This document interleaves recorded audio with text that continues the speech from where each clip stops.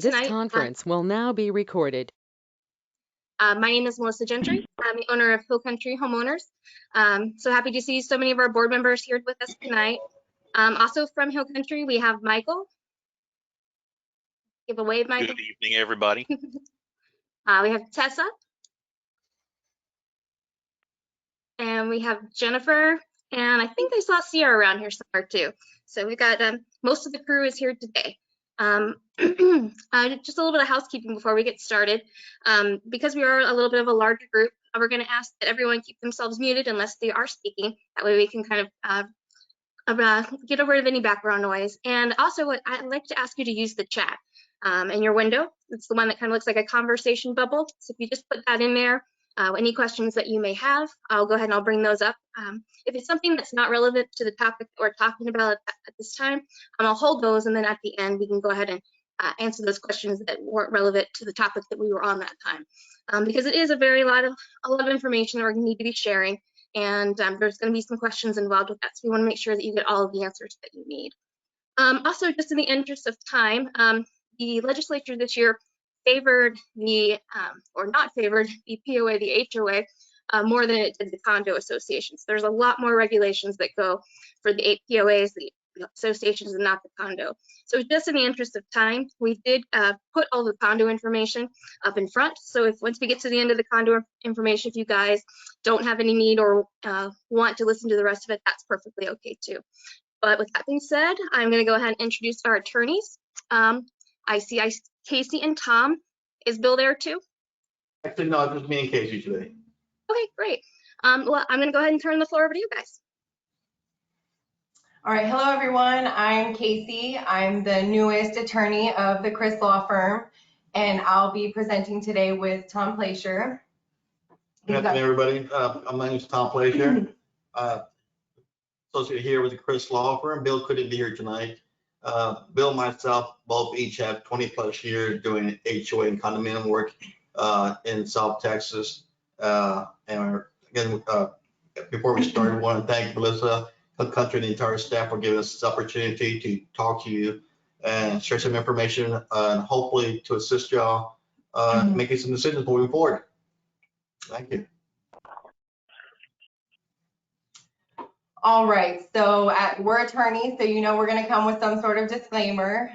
We just want to let you know that this presentation is just meant to be educational. Like Melissa said, there's a lot of new laws that passed. We're not going to dig into the nitty-gritty. We're just going to summarize the main points, what we think you guys need to know. We do encourage everyone to go and read the new laws, but we're just going to summarize the main points. This isn't meant to be legal advice. This isn't meant to create an attorney-client relationship that doesn't already exist. So if there's something specific that something applies to your association and you want a little bit more info, you know, please reach out to us, reach out to Melissa, and we're happy to address these specific concerns. And we can go to the next slide.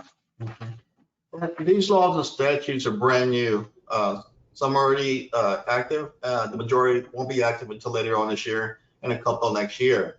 Now, the advice we're going to give you tonight is based on our experience and our understanding of the statutes and going through legislative notes. These statutes can be read and interpreted different ways. Some of these statutes are pretty broad. The state legislatures, the senators up there didn't get HOAs and COAs a lot of favor. They left a lot of room out there to be interpreted in different ways. Again, and our interpretation tends to be more of on the conservative side. Our goal is to keep the associations and their boards out of court. So our interpretation tends to lean towards being more conservative than liberal. Okay, so we'll move forward to the next slide.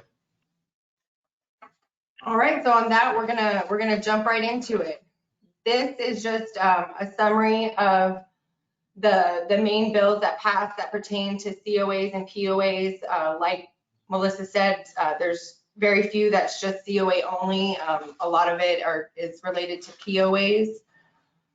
Going to the first one that relates to COAs, We have Senate Bill 318. This adds a section to Section 82 of the Texas Property Code. So that means this is one of those COA only ones. Now, under this new law, condos are now required to make the books and records available to owners. Owners can request to either inspect the documents, or they can request copies of the documents. And this section does provide guidelines on how the owner must make this request.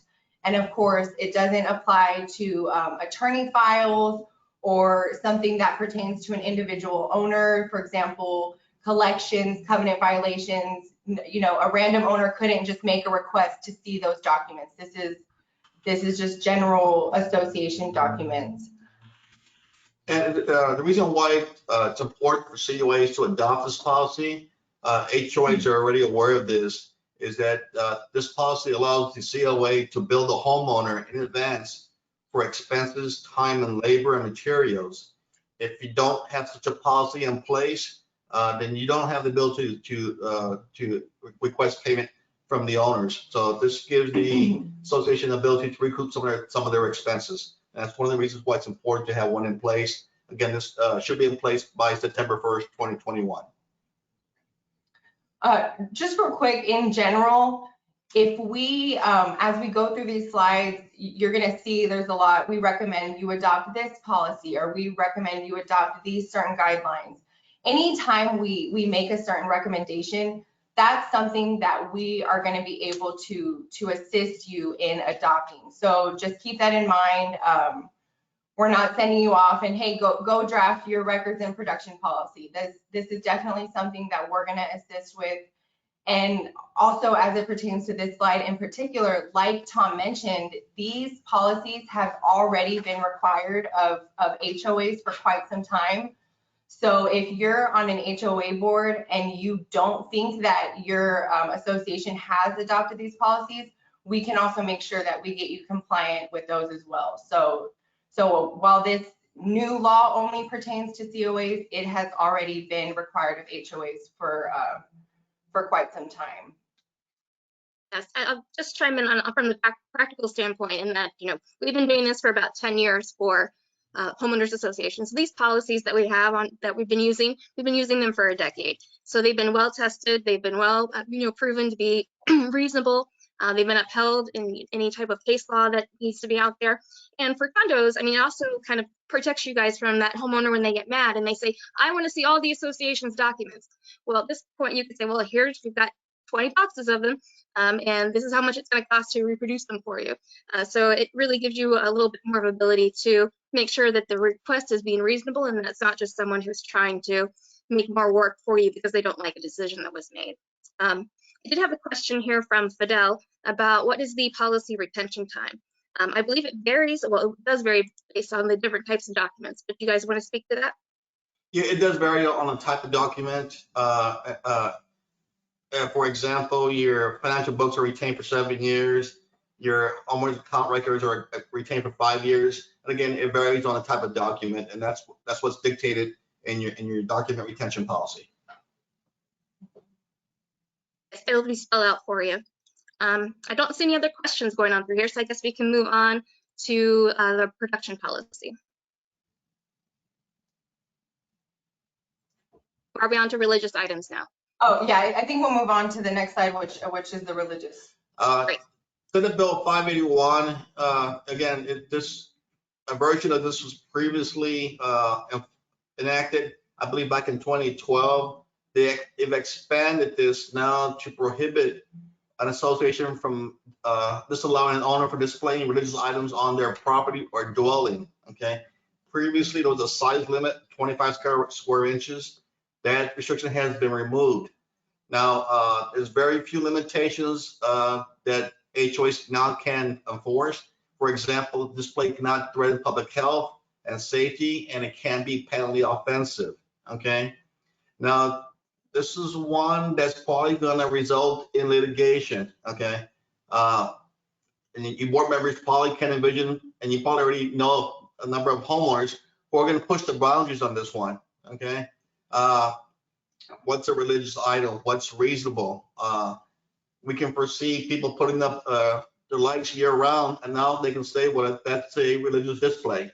Okay, they can put up a 7-10 foot cross in their front yard. That's a religious display. I mentioned previously, somebody can build a treehouse in their backyard, and they can call that an altar. That's a religious display.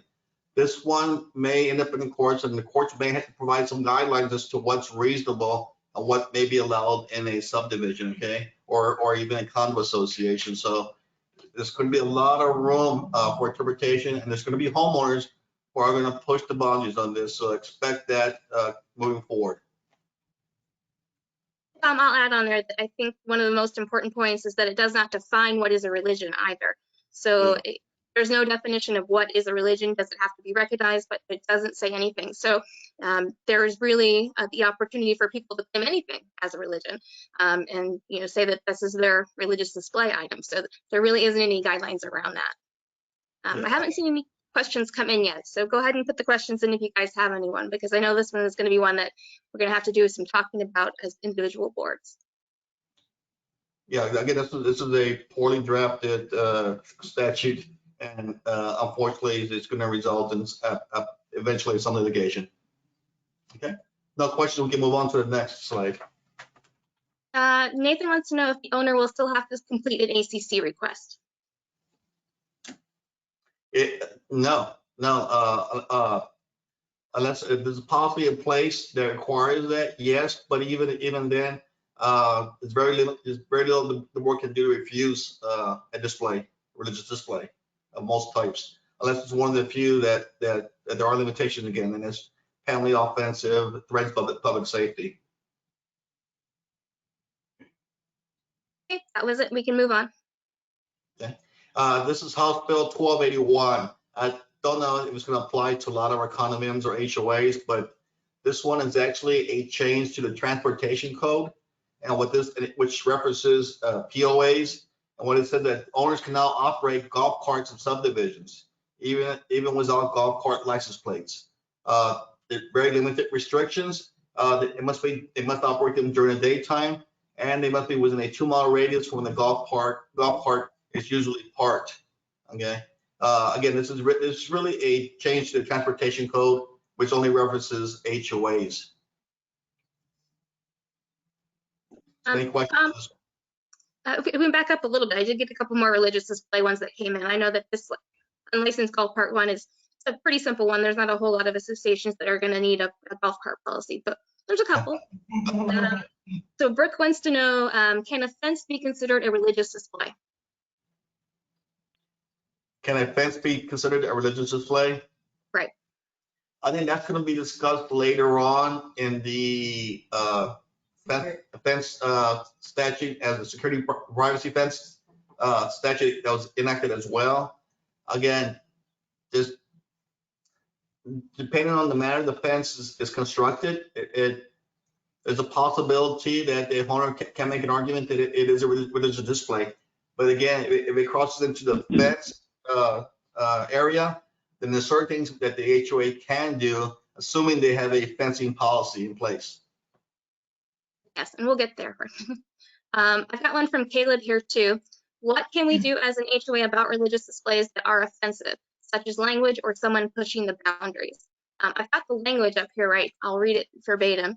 They may regulate items that threaten public health or safety, violates a law other than the prohibition of display of religious free speech, contains graphic or language patently offensive to passerby for reasons other than religious content, and is installed on a common area or association property, violates building lines, easements, or setbacks, or is attached to a traffic control device, lamp, fire hydrant, or utility pole. Again, the courts are going to have to interpret what is patently offensive. What's really a religious display? Again, they didn't give a lot of guidance. They didn't give a lot of language, which will allow an individual to determine what would be across the line, what crosses the line, and eventually it may require a court of law to make that determination. Great, Thanks for backing up a little bit on that one. Okay, we can go on from golf carts.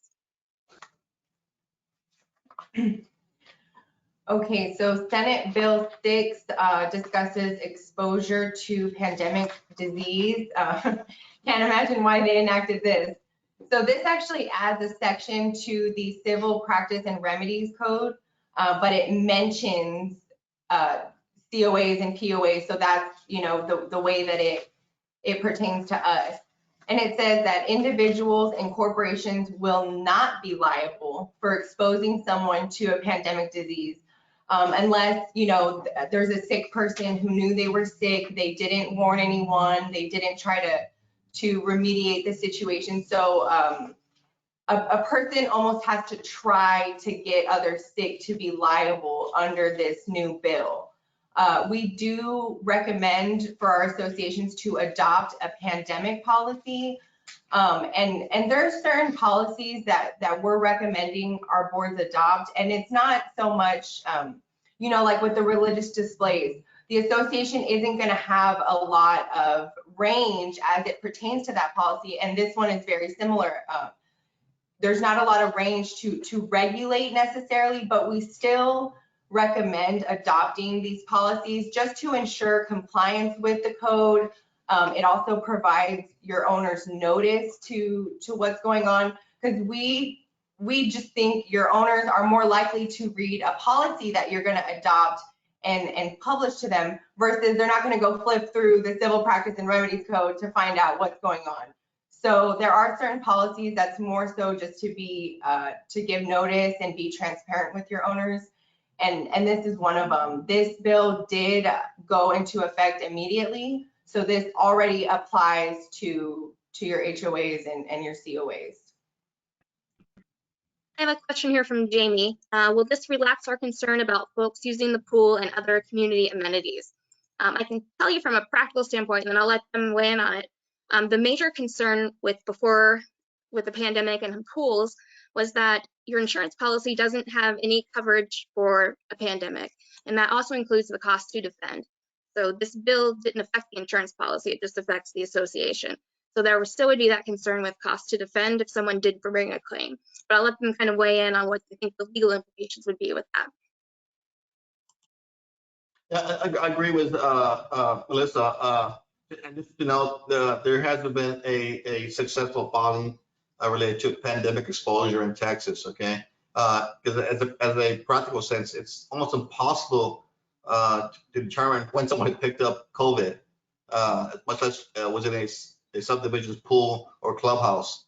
What this strictly is a measure to put out there at a minimum a policy which would at best allow the association to say, hey, we took the measures we deemed necessary and put it forth for our members and the public. Terry has a question if this will only apply to common areas. Only those areas that are responsibility of the association.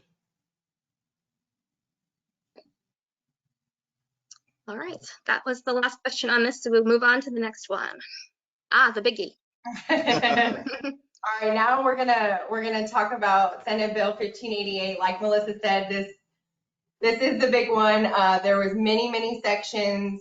Some are actually repetitive of other bills that have passed. So we're just gonna go over the really big changes that require the most effort on our part. And most of these, this is where we're getting into the sections that only apply to property owner associations.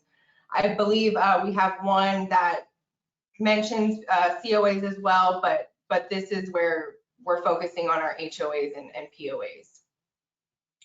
So with that, we'll go to the first section. This one talks about swimming pool enclosures. It adds section 202.022 to the Texas Property Code. Associations cannot prohibit an owner from installing a swimming pool enclosure on their property. The association can regulate the appearance of this enclosure. However, it specifically says if there's an enclosure with metal frames and transparent mesh panels, the association will not be able to prohibit that. Essentially, this enclosure is meant to not be climbable. So if someone has these black metal frames, transparent mesh panels, the association would have to let the owner keep it. And on the next slide, so we do recommend that our associations adopt a swimming pool enclosure policy, and this will allow the association to regulate the appearance. Again, we have those minimum guidelines that cannot be prohibited, but otherwise, if the association does want to try to have some sort of regulation over these enclosures, you really want to make sure you get a swimming pool enclosure policy adopted. And this is one that's going to take effect September 1st, 2021. I read that specific language about the black frame and the mesh. I thought that's oddly specific. And then I started to think about it. And if you think about like the cages that you see around pools in Florida, and some of those other climates like that, where they've got the cages that are meant to keep out, mosquitoes and things like that. That's what those would be. I don't think it's going to impact us here in Texas. And we'll never say never, though, in this business. But if you think about it, if they have one of those cages, what's going to happen the first time a hailstorm comes? It's going to destroy that whole thing. So I don't think it's real practical for us in the hill country. But we might be able to see them. You never know. Does anybody have any questions about the swimming pool? What we should allow, what we shouldn't allow? Again, these will be defined by your specific association. We'll dig into these deeper and customize it for you. Yeah, in this regard to Senate Bill 1588, provision regarding security measures. Again, this is one of the provisions, one of the new statutes moving forward that's going to provide a lot of heartache and going to raise the ire of a lot of members of the association, and it's going to cause a lot of confusion within subdivisions. And this is one that I predict is going to eventually end up in several rounds of litigation as well. And what this refers to is an association cannot prohibit an owner from installing security measures, including security cameras, motion detectors, and/or perimeter fencing. Okay, association can prohibit the installation of a security camera in place other than the owner's property, and may also regulate the type of fencing. Again, in respect to POAs, for the most part, it has to be on the owner's property. Again, the question I've been hearing with some of my boards: what if it goes over to the neighbor's property, neighbor's backyard? Okay, that's not covered by the statute. Okay, that's something that's may have to be litigated. As long as it's on the owner's property and it's in a reasonable location, it's probably going to be allowed. There's going to be some issues regarding privacy, again, that may have to be litigated. Okay. Now, with regards to the perimeter fencing, this is a hotbed issue. Okay. This is one that the boards are going to have to focus on, and we strongly recommend that they have a fencing policy by September 1st, 2021. Absent a fencing policy, it's going to be the wild, wild west out there. A homeowner can put anything up in their front yard because if you don't have any restrictions in place, there are no restrictions. Now, as far as the restrictions, the association can take into consideration aesthetic concerns, okay, i.e. Fence height, color of fencing, wood type, traffic and visibility concerns, okay? So there are some legitimate things that the board can put into a fencing policy as long as they're reasonable, okay? Again, this to me, this is one of the hotbed ones. This is a policy that the board is going to have to put a lot of time and effort into and ensure that it's in place by September 1st of this year. Any questions regarding the security measures policy issue? Nothing's come up yet, but I would say that this one kind of is similar to me, that like the religious display item, because it does not define what is a security measure. So what is a security measure? Is it burglar bars on the doors? Is it guard dogs? Is it, it could be anything. So that's why the policy is going to be very important, that we define what is reasonable and what's acceptable. Can we go back one slide? I'm sorry? I'm sorry? Can we go back one slide, please? There you go. Oh, this includes front yards. Yes. Yes. Oh my gosh. Okay, thank you. Thanks, Terry. I recognize your voice. Again, Yeah. that's what we stress. This is going to be a hot bid issue because it does include front yards, and again, and that's why it's important that the more than any other policy, I strongly urge boards to put a lot of time and consideration to make sure this policy, if none of the other ones are put in place by September 1st. This is scary. Mhm. It is very scary. It is. Thank Okay. you. I don't see any other, oh, hold on, here's one from Brooke. What if covenant setbacks prohibit prohibitor fencing? Does this law change it? The statute will trump whatever's in your declaration currently. Yes, it does.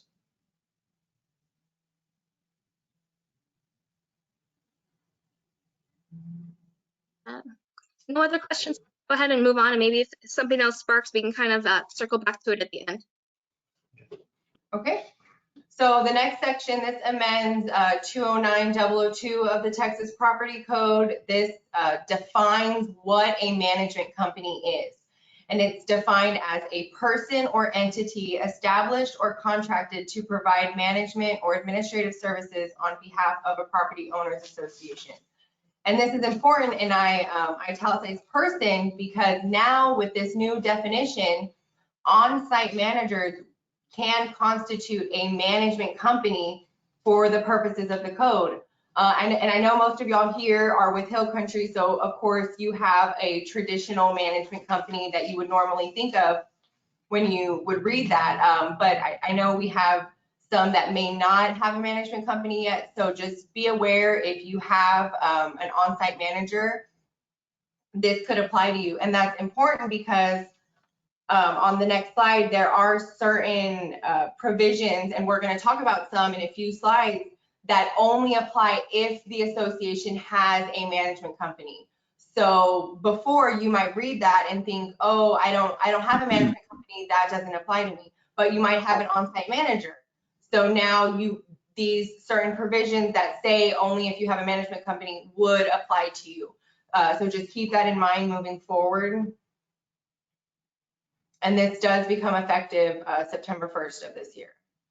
Okay, so I think we're looking for a little bit of definition regarding an on-site manager. So would this have to be someone who is actually on site, or it could be someone who maybe does accounting for them?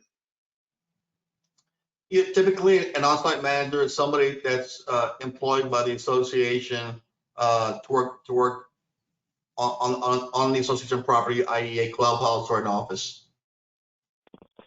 So instead of an association, like I said, most of y'all have already contracted with Hill Country. You do have a management company, but some associations, instead of contracting with a management company, they will hire just one person to act as the property manager. And yeah, like Tom said, a lot of times they'll work out of the clubhouse, or sometimes they're off-site, but they are hired directly from the association and not through a company. But for purposes of this new definition, even that one person would qualify as a management company in the code. I don't see any more questions. I think we're good to move on. Okay. Senate Bill 1588, with respect to resource certificates, again, the majority of this is handled by your management company, except for those who are self-managed. And all this does is amend section 207.003 and 207.004 of the Texas Property Code, and caps the amount of fee that an association can charge for a resource certificate, and that is now $375. Okay. And it's HOA can charge an additional $75 for an updated resale certificate. Now, a question that's been asked: can we charge more for an expedited resale certificate? And the answer is no. You cannot exceed the 375 cap. Okay. One thing of note, again, for those that aren't managed by a management company, you must deliver the resale certificate within 5 business days after the owner's second request. And the reason why it's important is because if you failed to do so previously, the owner could go and seek a judgment against the association for $500. That cap has now been raised to $5,000. Okay. Again, this is for those HOAs primarily who don't have a management company and are self-managed. Otherwise, your management company would take care of this for you. Any questions regarding this issue? Now, I'll just weigh in here that our resale certificate fees are way less than $375 already. So it's really not going to be a change in business for us. We can move on. All right, talking about, Title company is not considered an owner. Just to reply to that question, Ms. Gurley. all right, so talking about online websites, this amends section 207-006 of the Texas Property Code. And this one specifically applies to POAs with 60 or more lots and or a POA that has a management company. And I put a star because like we talked about a few slides ago, this, you know, if you have an on-site manager that you wouldn't have previously considered a management company, you would have thought that this section didn't apply to you. But now with the new definition, it would apply to you. And this section now requires HOAs or, you know, associations, they must have an internet website that is available to all of the members, and it has to contain the most current versions of all of your dedicatory instruments.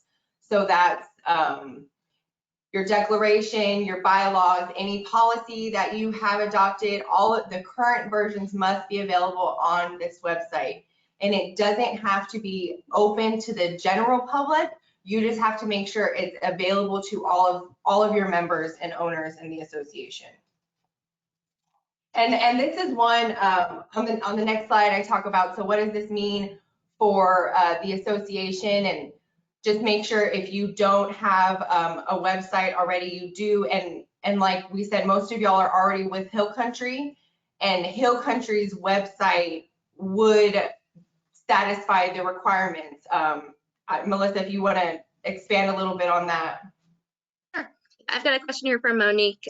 Yeah, but to Casey's point, yes, our website would be just fine. We've got all the documents that are relevant already loaded on the website when someone logs in. You know, all of the forms are there. They can access their accounts. So this is really not going to be a change in business for anyone that's with us right now. We'll just keep continuing the process that we have right now. This would only apply because I know we do have quite a few self-managed companies that self-managed associations that do come to our training classes just to keep themselves up to speed. And of course, they're always welcome here. So this would be more applicable for them rather than our customers. And what was the question, Melissa, that came in the chat? Oh, Monique, their association has 55 homes. Oh, okay. So then this would not apply. But if they're already with Hill Country, I would imagine their docs are already on your website. So Brooke wants to know if we have our own website. Should we just get rid of it, or should we get rid of it and just use Hill Country's site? That's a business decision for the board to make. Don't need to have two compliant websites. If you're already paying for your management company, they have one for you, and that should be sufficient.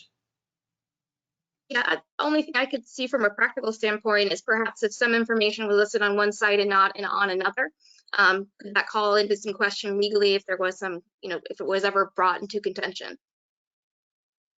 yeah, I agree. I would just recommend having one and keep one updated and consistent instead of having to flip-flop between multiple websites. I do have a question that came just straight to the organizers. Does this mean a board member access would be available to all homeowners? Speaking from our website, no, absolutely not. Our software has the ability to distinguish who's a board member and who isn't, and the board members have much more detailed access than the regular homeowners do. The regular homeowners have access to requests, their bill, pay the bill, read the documents, submit a maintenance request, those types of things. But when it comes to the individual reports that drill down to homeowner basis, that is only available to board members.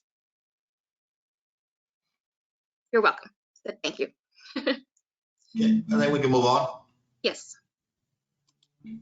All right, this section talks about management certificates. It amends section 209-004 of the Texas Property Code. So in addition to the information that's already required to be in your management certificate, now you must also include any amendments to your declaration. That recording info needs to be on your management cert now. Before, you just needed your property manager name and mailing address. Now you're required to include their phone number and email address as well. That website we just talked about, that information is required to be on your management cert, whether it's Hill Country's website or your own website. As long as that information is on there, it's compliant. And then you're also required to include the amount and description of fees relating to property transfers. So like we talked about that cap on resale certificates, that pricing info is now required to be on there as well. And again, this is a change that's really going to apply to the management company and us. We'll be working together to make sure they're compliant. We just want to make sure our boards are aware of the new changes. Now, the biggest change, not only do you have to file your management cert with the county in which your subdivision is located, now you're also going to have to file that management certificate with the Texas Real Estate Commission. So moving on to the next slide, we'll go over the deadlines. So within 30 days of filing, if you amend your declaration and you file that with the county, within 30 days of doing that, you have to update your management certificate with that filing information, file that in every county in which any portion of your subdivision is located. This part of the statute is effective September 1st, 2021. Now, as far as filing your management cert with TREC, they have a deadline. It's not on here, but their deadline to publish their procedure and how you're going to go about uploading that, they're going to publish those guidelines December 1st of this year. And then we have until June 1st of next year, 2022, to file it with TREC. So we have some time before this one takes effect. But once it does, like I said, so you file your amended deck, within 30 days, you file your updated management cert and with the county, and then within 7 calendar days is when you must file that updated management cert with TREC. And again, this is a big one for the management companies and for us, but it's important that you guys know and you're aware, because there are some really big penalties that the association could face if they fail to comply. So for example, if you don't file your management cert with the county or with TREC, the association could be prevented from collecting attorney's fees in a collection matter. And as you guys know, that could be a huge hit on the association. So this is a really big one that we just want to make sure everyone's on the same page, and moving forward, we're complying with the new requirements. And I think we had a few questions pop up for this one. We did. First one from Lisa is, what are amendments to the declarations? An amendment to the declaration is a change, in most cases approved by the membership, i.e., for example, allowing a fining policy or allowing a towing policy or establishing a parking policy. It's adding something that wasn't in the original version of the declaration. That's what an amendment is. Okay, and then the next question I have, are these statutory requirements the responsibility of Hill Country? It's ultimately the responsibility of the association, because the association is the one that would be held liable and face penalties. But like I said, when you contract with Hill Country, this is, and Melissa, you know, take over where you feel necessary. But Hill Country and us, we're going to be working together to make sure that we're filing correct and compliant management certs. Yeah, from the practical, implementation perspective of this, we are going to rely on your attorney, even if it's not Casey or Bill or Tom, but we're going to rely on the attorney, because in the past, the management certificate didn't require that we list all those individual policies. So maybe there were some policies that were, we got some associations that were enacted, decades ago. So maybe there are a couple policies that are out there floating around that we're just not aware of. So we want to make sure that we're doing our due diligence, that we're digging, that we're using our legal expertise to help us make sure that we're including all that on that management certificate, so that we have a good, clean one going forward. So if we do make any changes going forward, all we would need to do is just amend the one that we know has been established properly, compliant with the bill right from the beginning. So that's going to be our process in order to make sure that we're staying compliant, that we're getting all those policies in there, and so that we do avoid any of these huge penalties, because that's certainly not what we want to happen. And this statute applies to both self-managed and professionally managed associations. I've got a question here. Are declarations the same thing as covenants? Yes, those terms can be used interchangeably. Yes. So it's essentially And then Brooke wants to know who files the management certificate. We can file it, you can file it, or the attorney can file it, basically. We just have to have a process, and we'll get that involved. And generally, we let them file it. The fee's the same no matter one way or the other, but they have the ability to file them electronically much easier than we do and faster.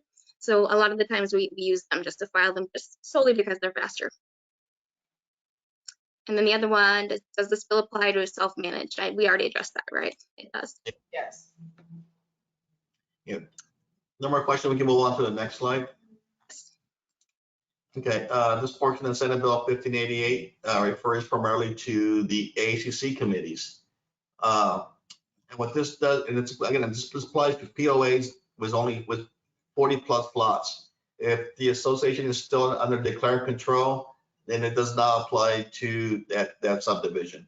And what essentially it says is that current board members after September 1st can no longer serve on the ACC, nor can their spouses or individuals that reside in the same house as the current board members. Another change that they've enacted will be that ACC denials are now appealed to the board of directors and not to the sitting ACC members. Okay, so that's a big change. And those denials now henceforth must be in writing. It can be sent via email if the owner has approved email communications. That denial must also include the basis for the denial. It must also outline an owner's right to appeal to the board. Okay, we can move on to the next page. Slide. Owners have 30 days to appeal. The board has 30 days to hold a hearing. A hearing notice must be sent at least 10 days before the hearing. Each side is entitled to one continuance. Audio recording is permitted, and the board may affirm or reverse the ACC's decision. Okay, with respect to this, people asked about now you're required to submit an evidence packet. Okay, with respect to that evidence packet, it doesn't have to be expansive. It doesn't have to be the evidence you will provide in the court of law. Okay, our suggestion that it be minimal at best. Pictures, maybe a statement from neighbors, provide enough supporting evidence to substantiate that there is a violation and that violation is of concern to the association. That's simply what's required. Again, it doesn't have to be expansive.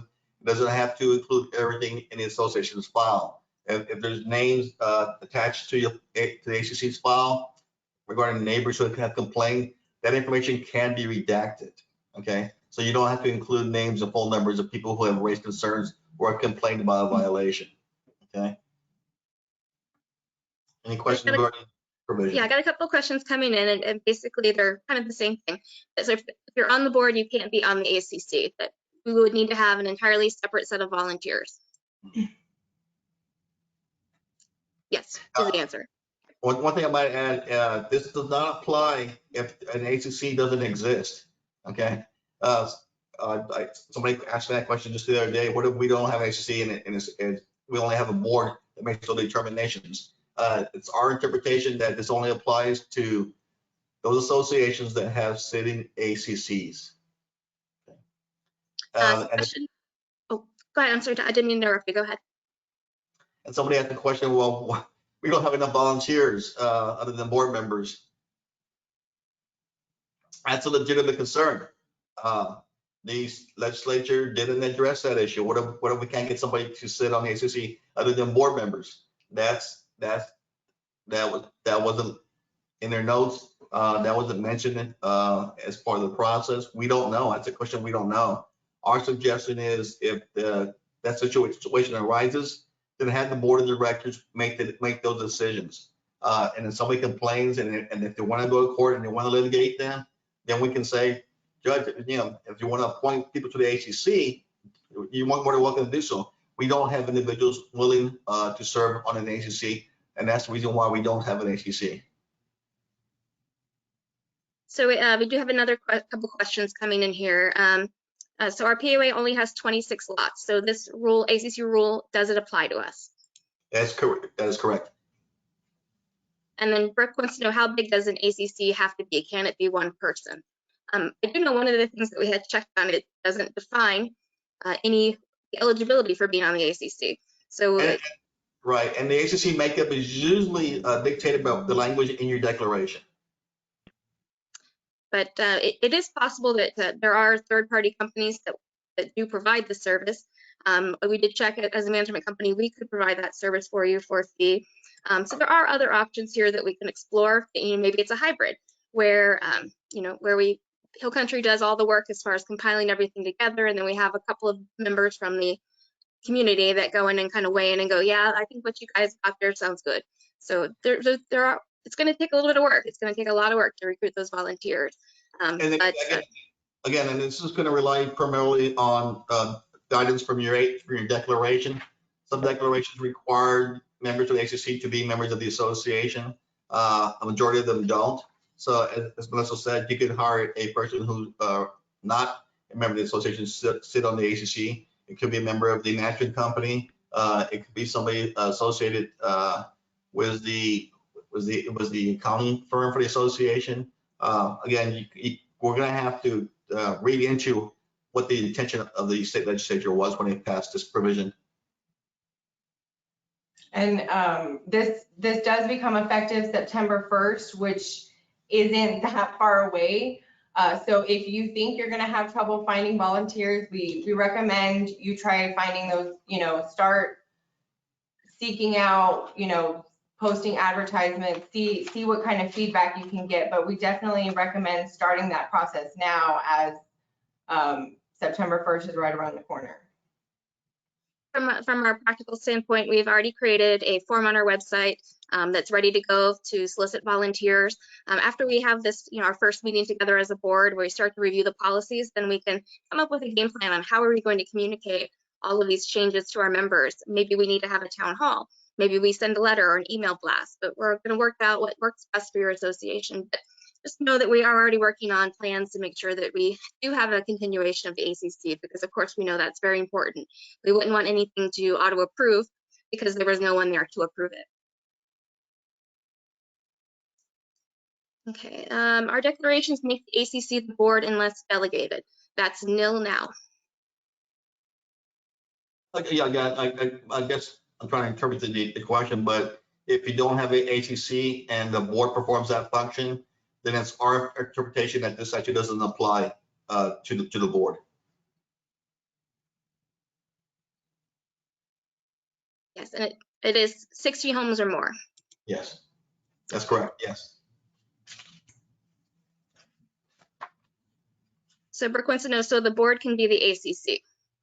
Again, you have to go back into your governing documents. If the declaration does stipulate that ACC does exist and does provide guidance as to what comprises an ACC, then you have to have an ACC. Absent that, and there's no language saying there is an ACC, then no, you don't have to worry about it. The board does that function. But if the declaration said that we have an ACC and the ACC makes those determinations, then you're stuck by the language of the declaration. And this is one that we'll have to look at on a case-by-case basis. So we'll want to make sure that we'll sit down with your documents and we can have Bill or Casey or Tom show up at one of the meetings, and we can get all of our questions in advance. That way we're really minimizing the time and expense that is going to be needed as we go forward and we implement all these policies and changes. But we'll get there. We just have to take it one step at a time. Okay. All right, I think we can move on. All right, this section governs the notice requirements for board meetings.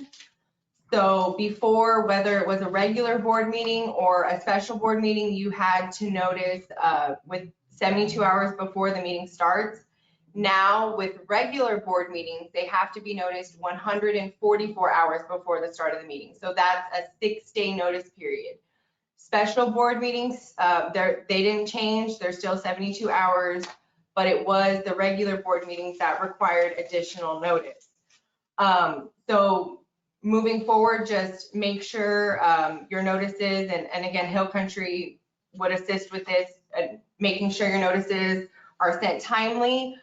We do want to caution our boards that this isn't meant to, the special board meeting notice that stated 72 hours, we don't want y'all to use that to circumvent the 144-hour requirement for general board meetings. So still hold your regular board meetings, do your 6-day notice, and then if you do have a special board meeting, you have your 72 hours. But we don't want you guys to use the 72 hours as a way to get around the 144. And this will start September 1st, 2021. Can the agendas be more generic? It will be hard to do that far in advance when things happen closer to 72 hours.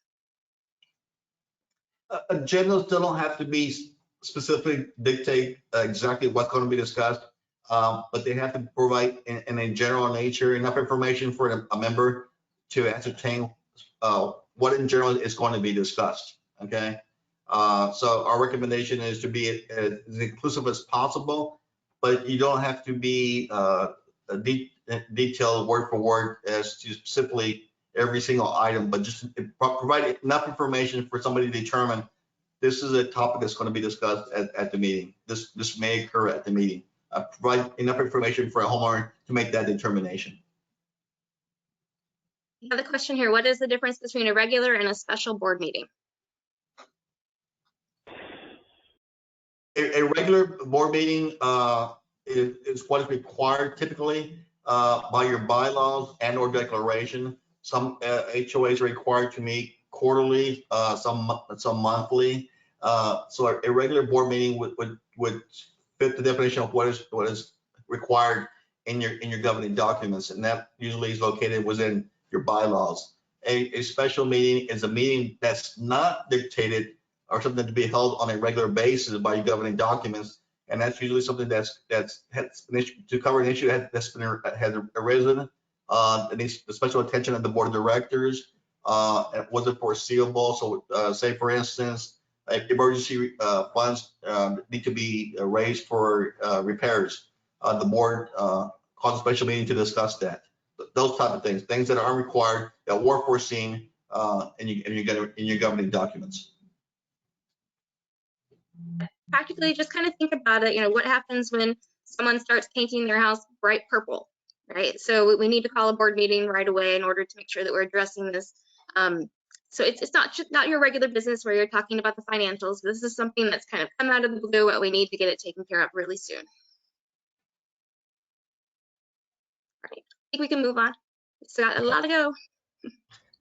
Okay, this provision of Senate Bill 1588 refers to association contracts. This amends section 209.0052 of the Texas Property Code and applies to POAs only. And what this is, associations must solicit bids in accordance with the bid process for contracts in excess of $50,000. Now, what this means for the association, there's a couple of different interpretations on this one. This is not necessarily a policy that the association has to adopt and file. However, it's our recommendation that such a policy be formulated primarily for the reasons of transparency and uniformity for current and future boards to rely on. Okay, again, that's just to allow transparency so members know this is a process the board's going to utilize to request bids. Now, there's a different interpretation out there that says that it can be done on an individual project basis. For example, say you have a big project coming in, board can meet and pass via resolution saying we have a bid going to go out. This is our process for accepting bids for this project, and pass it via a resolution. Again, it's our recommendation that opposed to doing it on a piecemeal basis per project, that you have a standard policy that can be put out there so bidders can say, hey, what's your policy? And you can provide us, this is our bidding process. This is our bid process guidelines, okay? So again, this is effective September 1st, 2021. Any questions regarding the association contracts or the bidding process? I don't see any questions so far, but this one is another one that's pretty generic, kind of like the religious items and the security measures, where it didn't specify, what are the parameters for this? Is it an annual contract? Is it a one-time contract? So it's really, there's not a whole lot of parameters there. So I think the bid policy is probably a good idea. Yeah, it's pretty expansive. Say, for example, the association buys a piece of equipment, and that equipment is going to require installation. Well, that's a service. So, and if it's an excess of $50,000, then you're going to have a bid process established. So there's not a lot of clarity in this provision or statute, but you can read into it what's going to be required. And again, we'd rather err on the side of being more conservative as opposed to being a liberal reading of the statute. Haven't had any more questions come in, so I think we can move on. All right, so this changed the notice requirements for 209 letters. Instead of having to give owners 30 days to cure a delinquency, they're now given 45 days. And this is something that Hill Country will do. They usually send out your 209 letters, and Melissa, like you said last time, and I'm sure you'll get into it this time, in practice, it ends up being more than 30 days anyways. It's usually 45, sometimes longer. We just want to make sure that the notices themselves are complying and they say 45 days. So if you already have a collections policy, we recommend amending it to make sure it states 45 days, or we recommend adopting one if you don't have it already, which you'll see in a few slides that the collections policy we're recommending for a few reasons, but for purposes of this section, with the deadline, the notice requirement changing to 45 days, we want to make sure all 209 notices getting sent are reflective of that change. Yeah, Casey's absolutely right. It really doesn't change our process at all, other than to amend the date on the template. We routinely offer we wait more than 30 days because, we all know that some people procrastinate and they don't mail it in until the 29th day before the 30th day. So we don't want to go through the process of, sending them to an attorney right away when we're going to get a check or a response 2 or 3 days later. So we always wait a little bit after that date anyway. So that may extend it a little bit longer than what we're normally doing, but it's really no big of a change for us. So I think this one's easy to go forward on. No question, we can move forward to the next slide. Okay. This portion of Senate Bill 1588 refers to those associations that utilize a credit reporting service. This applies to POAs only. And this provision stipulates that delinquent accounts may not be reported to credit reporting services unless certain requirements are met. Most importantly, the owners must be sent a valid 209 letter, a detailed ledger, and an opportunity to enter into a payment plan. Again, Hill Country and the majority of the most learned management companies already do this for your associations. One important note. Go ahead. Oh, so there's no change for us. We already do this anyway. Right. And one stipulation that's important, that if there's a pending dispute with an owner, their account may not be sent to a credit reporting service. Again, this is for those situations where a credit reporting service is utilized as part of the collection process. Yeah, we can move over to the next slide. Essentially, what does this mean for the association? If you have a collection policy that doesn't include these changes as part of it already, we strongly urge that you modify and amend your collection policy. And we're going to explain later on why it's important, because this portion of Senate Bill 1588 becomes effective September 1st, 2021. So any existing policy that you have that are affected by any of the changes that are going to become effective September 1st, it's imperative that those policies be amended and replace those currently existed, and this be done by September 1st, 2021. We have a couple questions coming in. Do all of the sections of Bill 1588 refer to HOAs with 60 homes or more, or only certain sections? Certain sections. Some refer to 40, some refer to 60. It's not uniform. We're going to send you all some information that's sort of like a cheat sheet for all this, and it'll specify if it's 40 or 60 or whatever it belongs to. So we'll have all that information available for you. And I know you were going to talk about this towards the end, but Brooke wants to know, I've had the question pop up a couple times. Are you going to provide us templates for the policy, and the policy changes? Yes, we absolutely will. Yeah, like Melissa said, we have a slide at the end that we summarize any recommendation we made for a policy or, guidelines, anything like that. We have a slide at the end that summarizes that. And yes, of course, we will provide templates.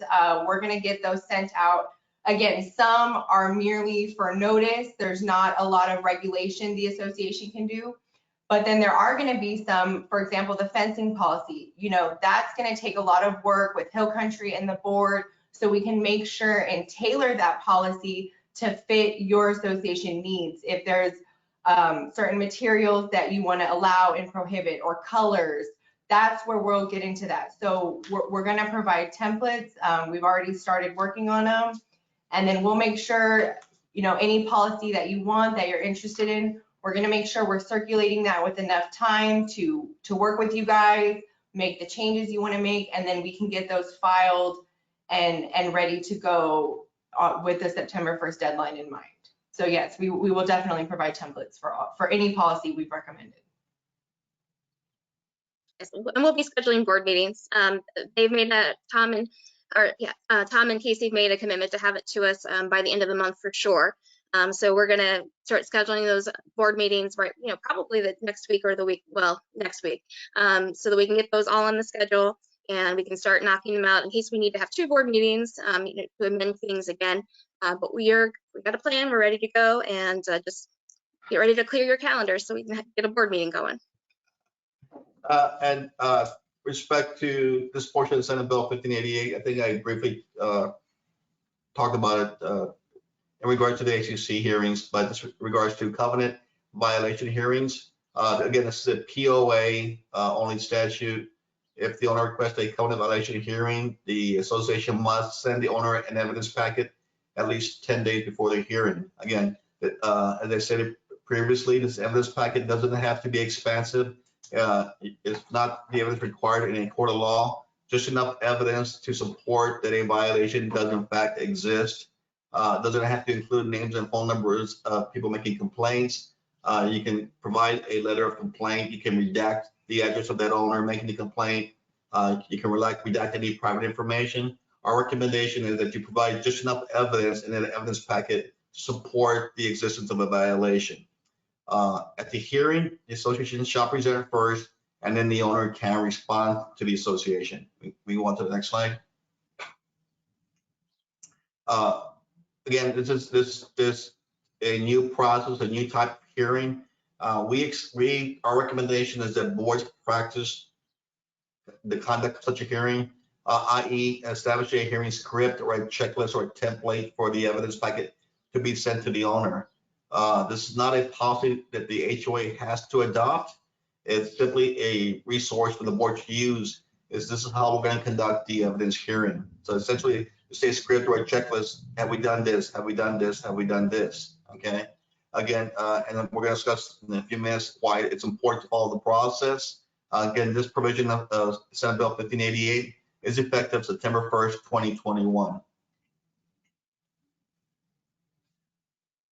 So practically speaking, I think most everybody on here has had a covenant violation hearing in the past. So the way it normally works is you go in, and the homeowner is usually upset because they got a violation letter, and we try to use the hearing as a way to diffuse diffuse the owner and to come to a compromise where the owner is compliant with the documents, but they understand why it was in violation before. So usually what happens, something like you would sit down and you would go, okay, so you would sit down and just kind of let the owner vent and get everything off their chest, let them know exactly what they're feeling. And then at that point, you could ask questions and go back and forth. And then we would dismiss and the owner would go away. We would talk amongst ourselves and then make the decision. This puts more structure around the process. And it kind of takes away that, that friendly letting them diffuse in the front, because we're giving them all the information. We have to talk at them first versus the other way around. So I think it's important that when we communicate the violation hearing, we let them know that this is a process that we're following. So set the expectations in advance that this is how the hearing is going to go. These are the steps that are going to happen.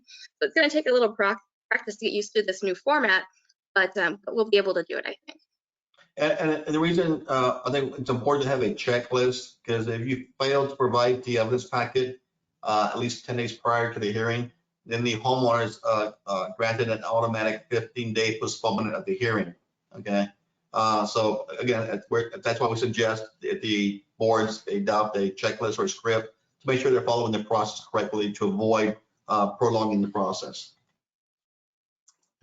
Any questions regarding this portion of Senate Bill 88? Haven't seen anything coming through so far, so I think we're okay to move on. Okay. All right, the Texas legislature decided, let's go ahead and throw a bone at the associations. Let's give them a little something. So this now associations can request information regarding a lease or a rental application. So now the association can get contact information for the tenant. They can get the terms of the lease. When does this lease start? Is it a year lease? It is a 6-month lease. Now the association is entitled to all of that information.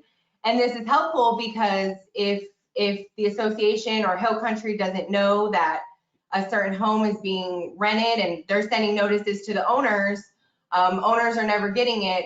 But now you have the tenant who's in the home. You can make sure you're contacting everybody. You have everyone's information.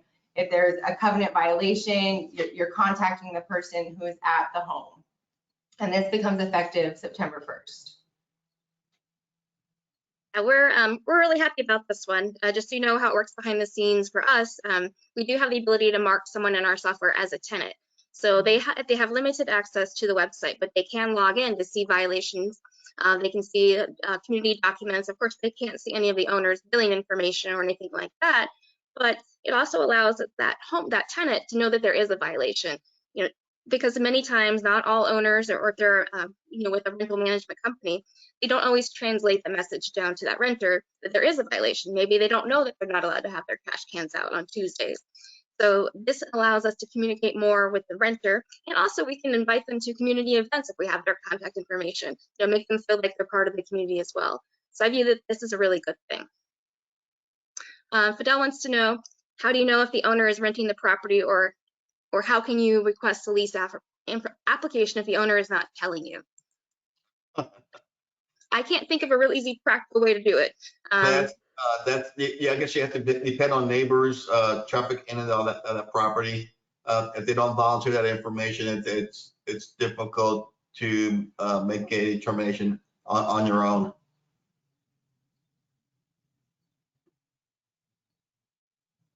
All right, one more biggie, right? Here we go. I know they gave us a bone and then they took it away. So this section now, and we've been going over these changes in 209, your notice requirements, their period to cure, and it's really important that the association follows all of those guidelines after September 1st, because this section now allows owners to bring a lawsuit against the association for any violation of 209 in a justice of the peace court. Excuse me. And that's really important because a JP court is much more accessible than a district court. And this change is one-sided. So owners can sue associations in JP court, but that doesn't mean the association can go and sue an owner for any 209 violation. It's just owner to association. And like I said, JP court is much more accessible than a district court. So a lot of times, all of the costs and fees and the effort it takes in a district court it's a disincentive to the owners. So this really can open up the floodgates for owners. And I think Tom can expand a little bit more on JP court. Yeah, what this bill did, for lack of a better interpretation, is the state legislature threw chum in the water. Okay, and this allows owners to go after associations and individual board members for violations of Section 209. And that's why we stressed earlier that it's important that you work with your management companies, your property managers, and your attorneys to make sure that you're in compliance with all the new changes. Everything's in place by the deadlines, so you don't run afoul of this provision, Senate Bill 1588, and you don't give these homeowners an opportunity or a reason to race over to JP court. Now, to give you a little history or a background on JP court is essentially a small claims court. Okay, it has limited jurisdiction and can only cover certain topics. They're capped in JP court to damages up to $20,000. And as Casey said, this opportunity only applies to an owner. A HOA doesn't have the same opportunity to go to JP court and sue an owner, usually in this provision on Senate Bill 1588. If a decision goes against either party in JP court, an appeal is sent to the county court, okay? And that's done on a de novo basis. And essentially what that means is that if it gets appealed to a county court, it's as if nothing occurred in the JP court. That county court judge hears everything from the beginning as if this is the first time it's ever been heard in court, okay? Again, we stress that to avoid this entanglement, please work with your management companies, work with your property managers, work with your attorneys, and ensure that you're in compliance with all the statutes and all the provisions and all the changes and all in place by September 1st, 2021. Any questions? Ralph would like to know, can a board member as a volunteer be sued individually over covenant violation complaints? If so, will board members be advised of this change? We're going to cover that in our next slide. Okay. We'll have to circle back through some of these and the rest of the changes, but let's go ahead and finish up this topic and then we can kind of circle back on that.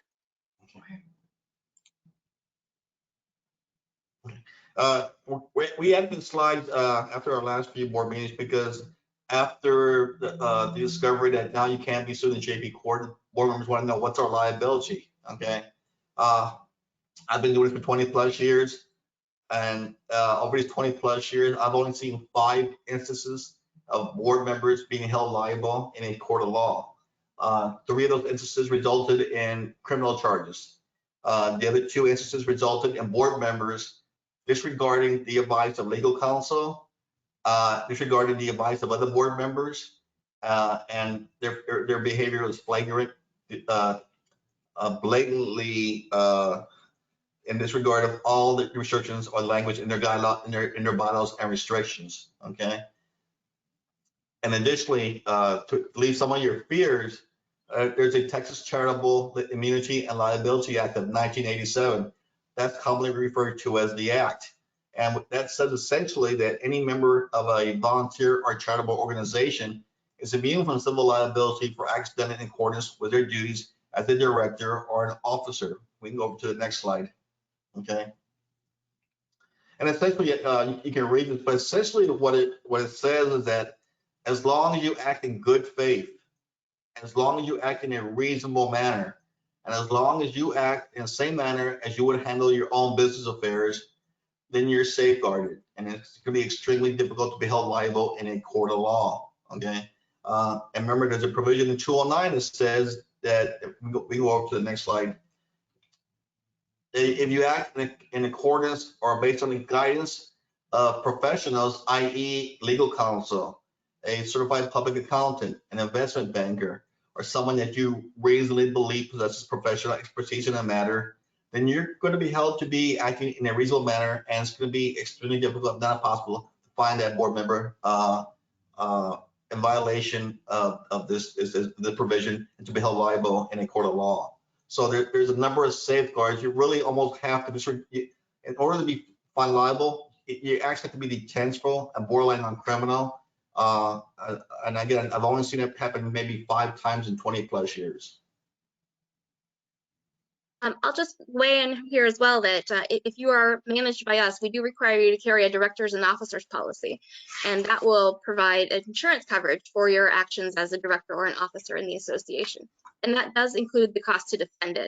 In addition, some of you have crime policies. We have, we're bonded, we have a crime policy. So there is a lot of coverage here around this. If you have any specific questions regarding coverage, you can always invite the insurance agent for that policy to come to a board meeting and just spend 5 or 10 minutes talking about the different coverages, what's applicable, if there are any exclusions, what those would be. But there is protection here for you around this. Okay. Yeah, and remember the key phrases: as long as you're acting in good faith, with ordinary care, and in a reasonable manner, then you're going to be okay. Any further questions? Brooke wanted to know, is it all or one of the following? I guess she wants to know, do you have to meet all of those different criteria, or is there just one that you have to fail to do? Our recommendation is you try to meet as many as possible. Okay, leave a little room for interpretation in regards to your actions. Again, the biggest safeguard there is out there is to act in accordance on the basis of advice from a legal professional or someone with expertise in that field. That was the only question I see coming through on that one. So we can kind of summarize the policies, and then we'll follow up on any questions that didn't get covered while we were going through the slides. Okay. I think the one question that popped up, it was pretty lengthy. I didn't get to see the text of it. The most recent one that I got, well, this one it's not related to the previous slide, but Brooke is asking why all the changes. What precipitated this, since we haven't had major changes since 2011. Read the newspapers. This is the most activity that's occurred since 2012. And just to let you know, from a historical perspective, a lot of what's occurring is based on abuses of POAs and HOAs, primarily northeast and southeast, up in the Houston, Dallas area. The HOAs up there tend to be a little bit more tenacious in their enforcement. So that raises the ire of a lot of homeowners. So a lot of what occurs over there eventually makes it over into Austin.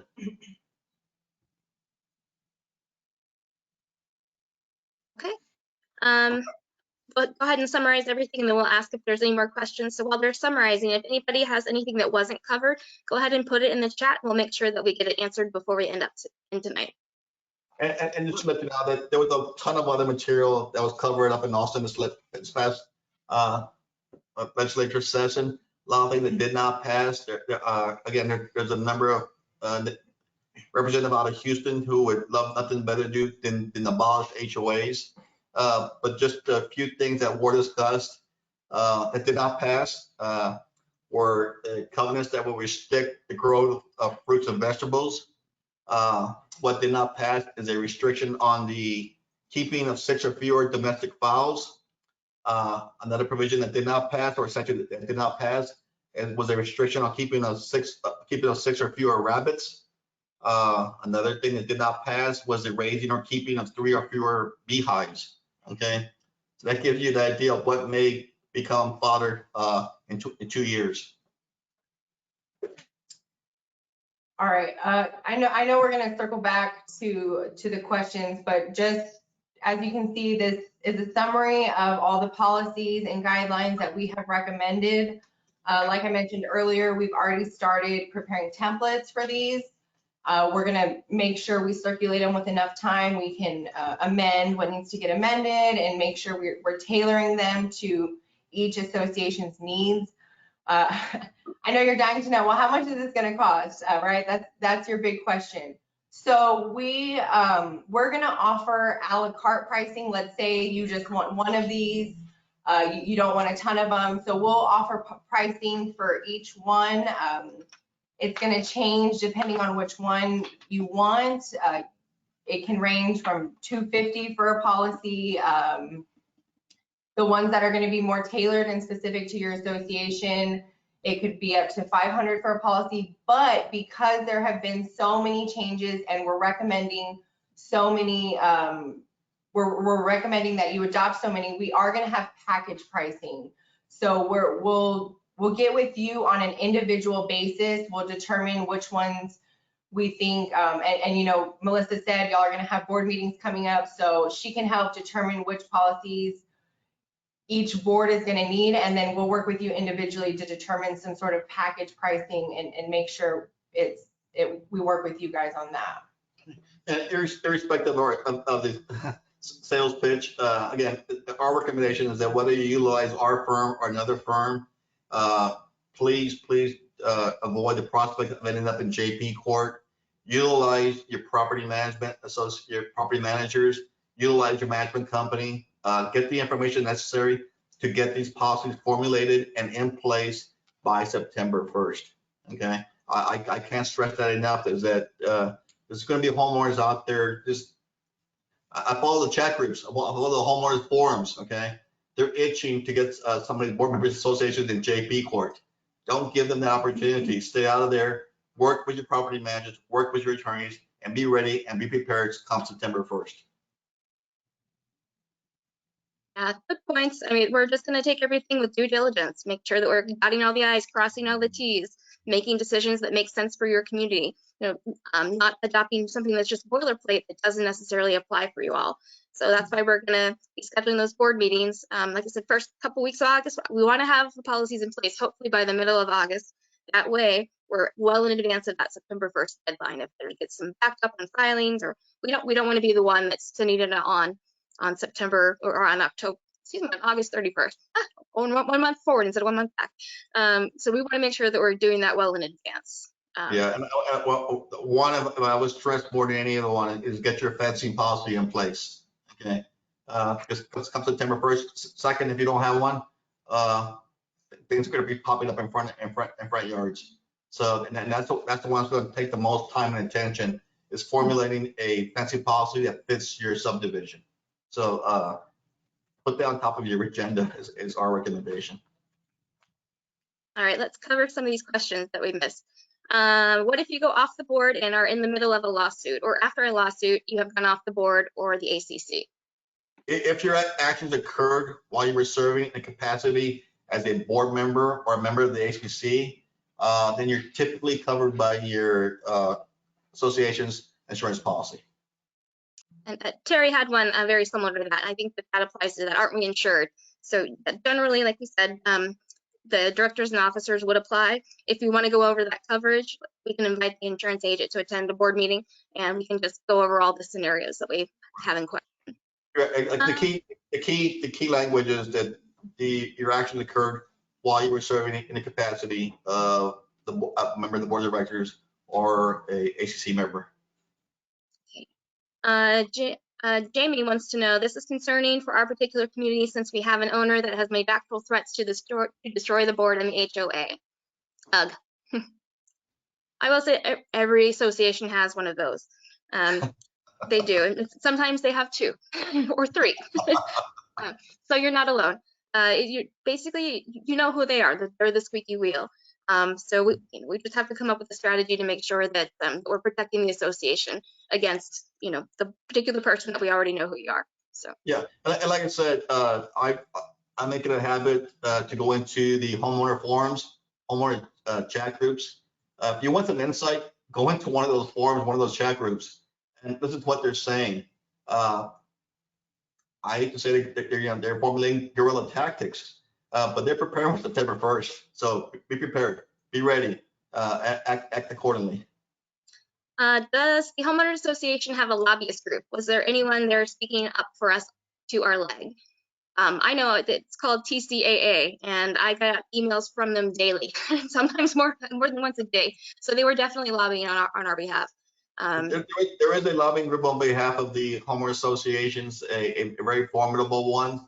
Again, there's a number proposed rules statutes that tried to go forth, but were prevented by the HOA's lobbying group.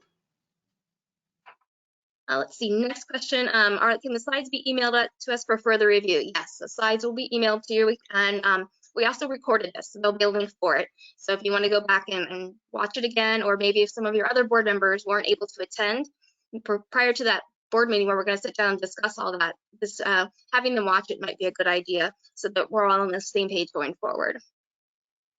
Monique wants to know, can an HOA require a background check for renters and buyers? Yeah, if you don't have a policy stipulating the same, then you probably can't require it. Again,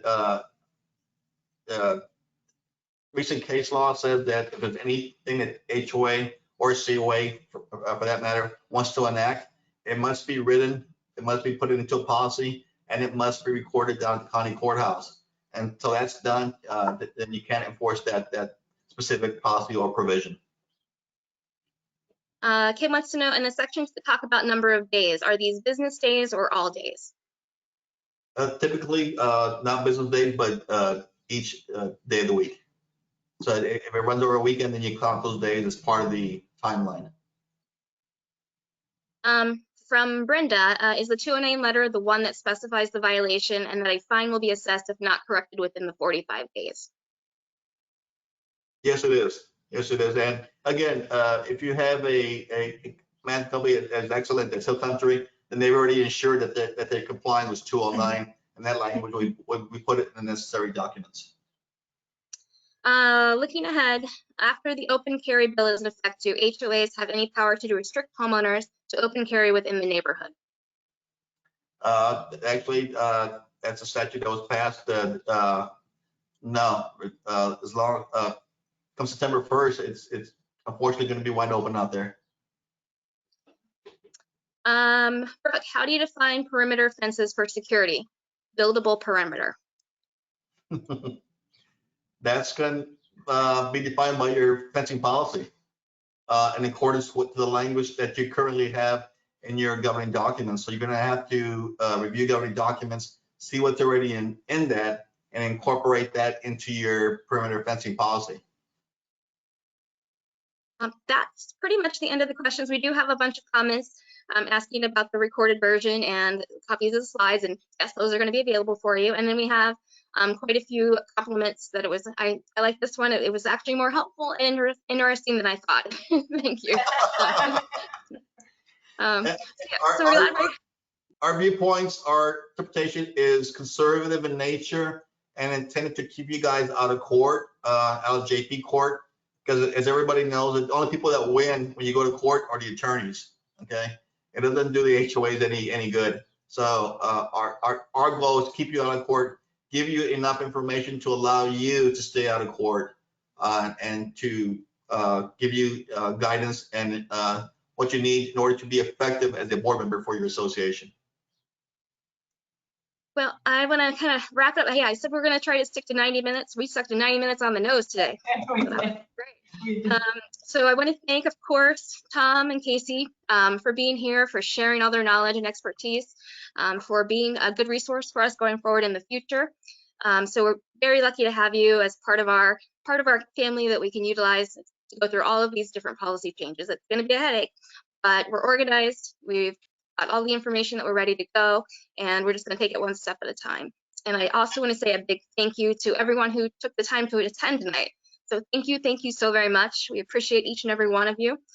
Please encourage your other board members, if they haven't attended, to try and sign up for the Saturday class.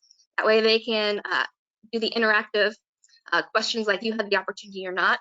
But also after that, we are going to make this recording available if for some reason they're not able to do it. But we'll be in contact. And again, thank you so much, and everybody have a great night. Good night, everybody. Good night. Good night.